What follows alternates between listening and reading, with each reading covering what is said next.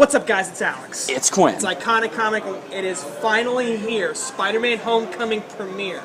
And I can't even fathom how excited we've all been. You guys know exactly what we're talking about because we've been talking about it forever.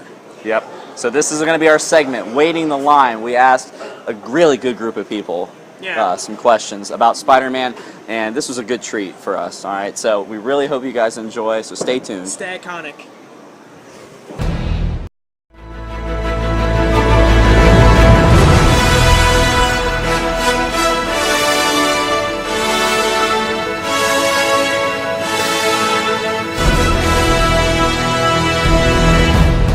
Okay, so without spoiling it, scale of 1 to 10 and why?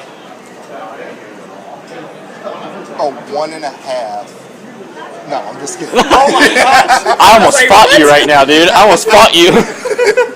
No, I definitely give it about a high 9. Oh yeah? Yes. Yeah, I actually really enjoyed this. I think it was actually a Marvel movie. You know, you felt like it was Spider-Man. I actually liked it way better than the first, original reboot of it. Mm-hmm. You know, I really enjoyed it. It was fun, really good jokes. Tony Stark was great in it.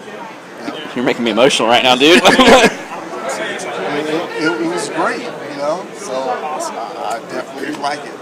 All right. Scale 1 to 10 1. Well, I'm going to say 11. All right. For me, I've been waiting for the Ultimate Spider-Man movie since Spider-Man 2. Like, for me, that was the penultimate. And I can't really count Civil War because that was more of a cameo than anything else. It's a taste. Exactly. It's a taste. It was enough to get the thing, you know what I mean? It's just enough to get the taste one. It's so perfect. It was a perfect little morsel. But for me, this movie, it did everything right. It gave us Peter Parker starting out. It showed us, him failing. Like just starting out, he's not like this polished, perfect superhero yet. He makes mistakes, crashes into stuff when he's web swinging. It was fantastic. The action, the story, it got everything right. That made me cry. It did for me too, man. I love that it was like the perfect balance of Peter and Spider-Man. Like neither one overrode each other, in my personal opinion. And that's something I feel like the movies have struggled with in the past. Vulture. For the first time, I felt like since Doc Ock, actually, we got a character that we could be invested in. We understood why he's doing what he's doing. Like he had that motivation. It was fantastic. And the one takeaway I will say that is not a spoiler.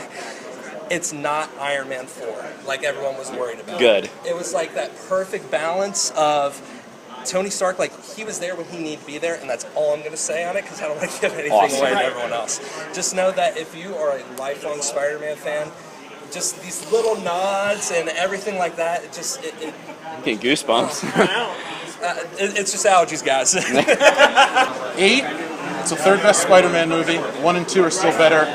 They do a few things that, like the ending, kind of knocked it down a point. Like not the ending of like the climax, but literally like the last 10 seconds of the movie did something, and I was like, oh no, which kind of ruins everything going forward. But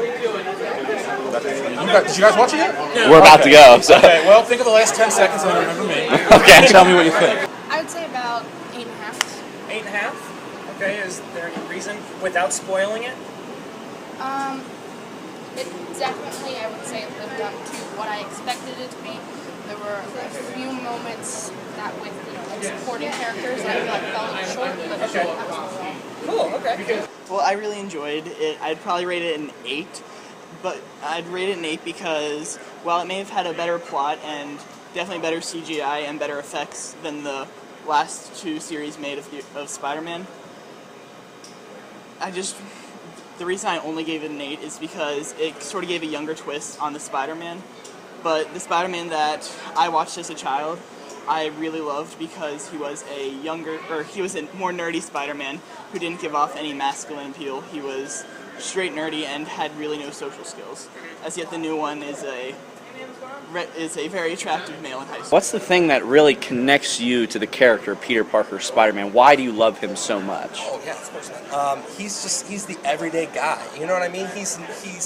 he's got real life problems. You know, he's got to balance school, job, family life, friends. You know what I mean? There's real consequences for his actions. Whereas, you know, say for the Avengers, yeah, they deal with world events, but like there's never really that repercussion as to, you know, hey, there's something going on over here, I gotta bail on class, face detention, and a bunch of other stuff, like, you know, my friends wondering why I'm bailing on him and things like that.